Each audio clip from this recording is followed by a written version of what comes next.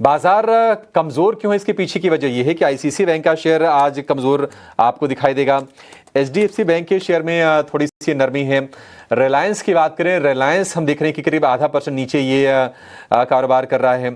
तो जो कुछ बड़े शेयर है ना, जिनका वेटेज अच्छा खासा है मार्केट में, निफ्टी में, वो नरम है। इसके चलते आपको निफ्टी नीचे दिखाई देगा, करीब 40 अंक नीचे।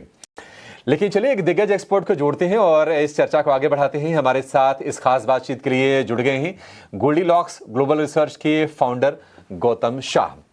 गौतम भाई, बहुत शुक्रिया आपका समय देने के लिए। स्वागत है आपका 18 आवर्स स्वदेश पर। 4 साल हमारे पूरे हो गए हैं सर, और हम तमाम एक्सपर्ट से बातचीत कर रहे हैं। आप तो चार्ट्स के आड़े टेढ़े रिखाए भी समझते हैं और कंपनी की बैलेंस शीट में क्या छुपा उसको भी पढ़ लेते हैं। जरा बताइए सर कि भारतीय बाजार को लेकर जो मौजूदा जो रुझान है वो क्या संकेत दे रहे हैं, और ये जो एफआईज जो रूठे बैठे हैं ये कब तक वापस आएंगे? देखिए, मार्केट एक डिफिकल्ट फेज से गुजर रहा है। काफी वॉलेटिलिटी है। हमने 1000 पॉइंट का रैली देखा निफ्टी में, उसके बाद हमने 700-800 पॉइंट की डिक्लाइन देखी। अब मेरा मानना है कि जिस लेवल्स पे हम आज आ गए हैं, मुझे लग रहा है कि यहाँ से मार्केट वापस टर्न अराउंड कर सकता है। बड़ा सपोर्ट है, मार्केट उसके आसपास है। We are just 1% away from this number. Global investors तो मुझे लगता है कि बहुत डिफिकल्टी से वापस आएंगे, क्योंकि ग्लोबल मार्केट्स में बहुत बड़ी अपॉर्चुनिटी है। यूएस इतना अच्छा कर रहा है, ग्लोबल मार्केट्स अच्छे कर रहे हैं, बट डोमेस्टिक लिक्विडिटी के चलते जीएसटी का जो न्यूज फ्लो आया था और सो सारे जो हमारे लोकल पॉजिटिव्स है, आई थिंक उसके चलते मुझे लगता है कि मार्केट यहाँ से वापस रिबाउंड कर सकता है।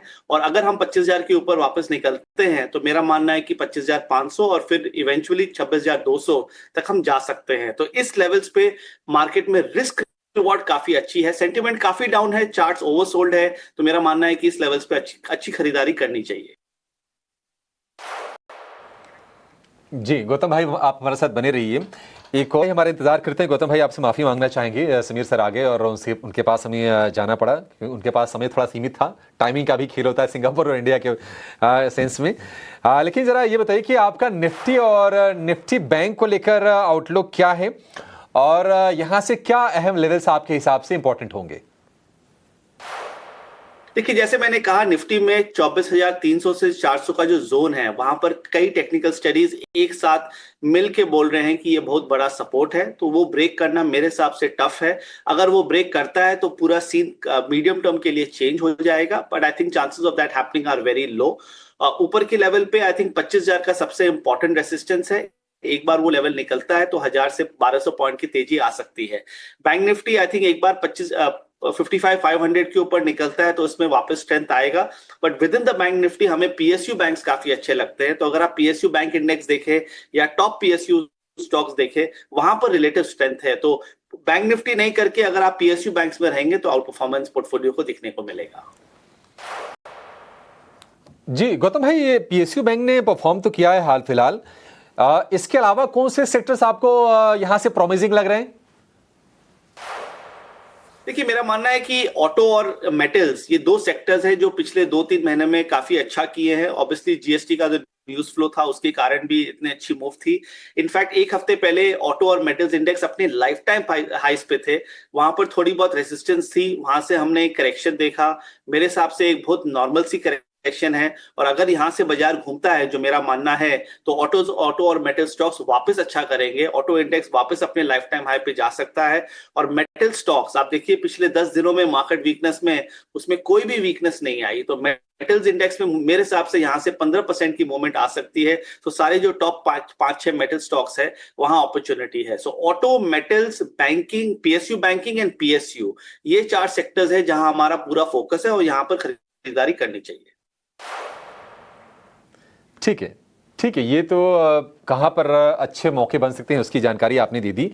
आखिर में एक सवाल जो बहुत स्वाभाविक है और हमारे दर्शक भी सोचते रहते हैं, थोड़ा कंफ्यूजन दूर करते हैं, कौन से वो सेक्टर्स हैं जिनसे आप दूर रहने की सलाह देंगे? स्टे अवे, कहाँ से बिल्कुल किनारा कर लें? देखिए, अभी का मार्केट में काफी सेक्टर्स में आपको कॉशियस रहना पड़ेगा, क्योंकि अभी के मार्केट में आपको थोड़ा सा कॉन्सेंट्रेटेड पोर्टफोलियो रखना पड़ेगा। आप हर कुछ नहीं खरीद सकते हैं, हर कोई सेक्टर नहीं खरीद सकते हैं। कितने सेक्टर्स है मार्केट में जो अंडर परफॉर्म कर रहे हैं? तो मेरा मानना है कि IT, pharma, FMCG, capital goods, ये चारों सेक्टर्स से अभी भी दूर रही है। वैल्यूएशंस काफी हाई है। फॉरेन पॉलिसी के कारण वहां पर थोड़े बहुत चैलेंजेस हैं, तो इसके कारण मेरे हिसाब से ये चारों सेक्टर अभी अच्छा नहीं करेंगे, और जैसे मैंने कहा बैंकिंग, ऑटो और मेटल्स वहां पर फोकस रखना चाहिए। ठीक है गौतम भाई, बहुत शुक्रिया आज इस खास मौके पर हमारे लिए समय निकालने के लिए और हमारे दर्शकों की मदद करने के लिए। Thank you so much sir, आपसे फिर से मुलाकात जल्दी होगी। चलिए शो को यहीं पर समेटेंगे और एक छोटे से ब्रेक के बाद हम लेकर आएंगे एफएनओ जंक्शन। ET Now स्वदेश पर 4 साल का जश्न भी हम लगातार मना रहे हैं। आप हमारे साथ बने रहिए। नमस्कार।